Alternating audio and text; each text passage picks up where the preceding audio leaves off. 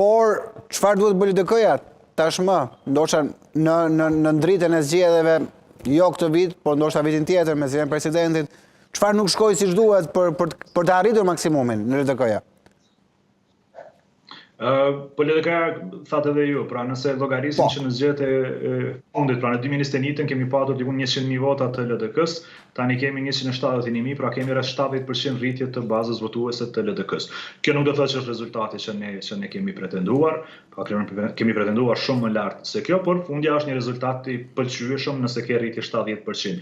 LDK do të vazhdojë të bëjë reformat e brendshme që ka filluar dhe ka zbatuar në këto 4 vite, kryesisht pra në hapjen e strukturave të saj për antarësi të re, për figura të reja, qoftë brenda partisë për t'ju dhënë mundësinë për të avancuar, por qoftë duke sjellur nga jashtë partisë, pra nga shoqëria civile, mediat e të tjerat. Dhe do të vazhdojmë të bëjmë këtë punë që kemi bërë, pra kjo punë në këto 4 vite na ka rritur për 70%. Do shpresojmë që edhe deri në ciklin e ardhshëm zgjedhor, kur do të qoftë ai, po e njëjta punë, po e njëjta reformë, do të na prodhojë dhe rritje. Nuk mund ta them me përqindje të saktë, por do na prodhojë një rritje deri në zgjedhjet e ardhshme, pra do të vazhdojmë këtë punë. Ajo që mbetet e rëndësishme për gjitha partitë, natyrisht për LDK-n në këtë rast, si partia e parë në zgjedhjet lokale në vitin 2021, tani në vjesht të këtij viti kemi zgjedhjet e reja, pra komunale e kam fjalën, dhe LDK do të punojë që të mbajë këtë rezultat, pra të vazhdojmë të jemi partia e parë në nivelin komunal, në nivel të vendit.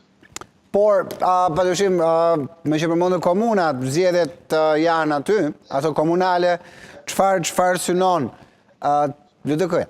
Synon Prishtinën? Prishtinën vetë se udhëheqim që 4 vite. E di, po e synon sërish Prishtinën, patjetër. Gjithsesi është një nga 9 komunat që fituam në zgjedhjet e fundit komunale, prandaj edhe siç thash kjo na bën partia e parë në nivelin komunal dhe pretendoj pastaj që të rikthejmë dhe disa komuna që nuk arritëm të fitonim në zgjedhjet. E di pse u pyeta për Prishtinën, zoti Mustafa, sepse po flitet shumë që do të jetë Glauko Njufsa, një nga kandidatët e vetëvendosjes. Do të mbetet shihet se kë do të kandidojë Lëvizja e Vetëvendosjes dhe Partia Demokratike, pra në Prishtinë jemi 3 parti që garojnë për vendin e parë, pra LDK, LVV dhe PDK. Mbetet shihet kë do të kandidojnë dy parti tjera. Jam i bindur që me punën që kemi bërë në Prishtinë këto 4 vite do të kemi një rezultat të mirë, pra një fitore edhe në Prishtinë, dhe do të pretendojmë dhe do të punojmë që të rikthejmë disa komuna tjera, më specifikisht komunën e Podujevës, Gjeljanit, Ferizajit, Suharekës, do të shohim se si do të bëjmë edhe me Prizrenin. Në fund duhet ndalesh pak tek ajo që përmendohet në veri. Zoti Mustafa, kishim një sulm në Zveçan pak ditë më parë, një operacion të policisë, po ashtu me 16 persona të arrestuar. Si është situata në veri?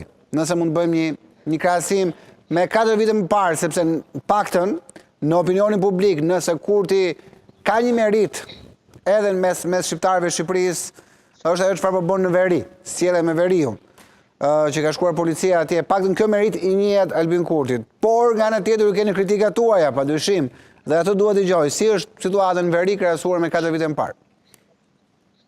Ne nga raportet që shohim, pra nga raportet e sigurisë e kam fjalën që shohim, duket që në rrafshin e sigurisë gjendja tani më atje është më stabile se çka qenë.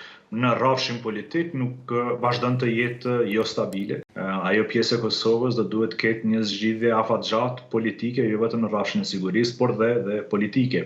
Pra ajo pjesë e Kosovës është pjesë edhe një varg marrëveshjeve ndërkombëtare, që deshëm apo nuk deshëm Kosova ka marrë obligime ndërkombëtare për t'i zbatuar ato.